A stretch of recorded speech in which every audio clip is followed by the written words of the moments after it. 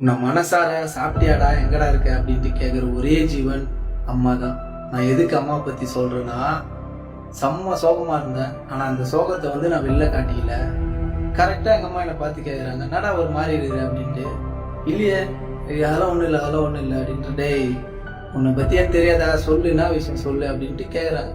ஆனால் எங்கள் அம்மா வந்து என்னை திட்டுவாங்க, இது வரைக்கும் என்னை கை நீட்டி அடிச்சதே இல்லை. அதுவும் இல்லாம யாருன்னா என்னை பத்தி எதனா சொல்லிட்டாங்கன்னு வச்சுங்களேன், விடவே மாட்டாங்க.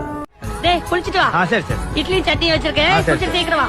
டேய் காப்பி வேணா கேள்ட தரேன். அவன் ஒரு வேளை சாப்பிடலனாலும் எனக்கு ஒரு மாதிரியா இருக்கும். உங்க அப்பா மாதிரி பொது பொது கோவம் தான் வருது. ஏய் என் பிள்ளை போச்சு கண்ணாடி குறை போட்டேனோ ஒன்னு ரெண்டு கண்டு காணாம பிடிச்சது இருந்தா பேக்கெட்டா பிடிக்கிறேடா.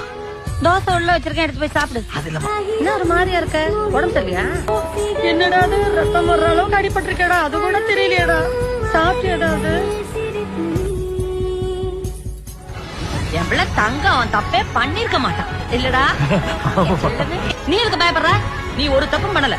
எவ்வளவு பெரிய மேட்டர் எல்லாம் சாதாரணமா டீல் பண்ணிருக்கடா நீ. இதுக்கெல்லாம் போய் என்னத்துக்கு அழுதுகிட்ட?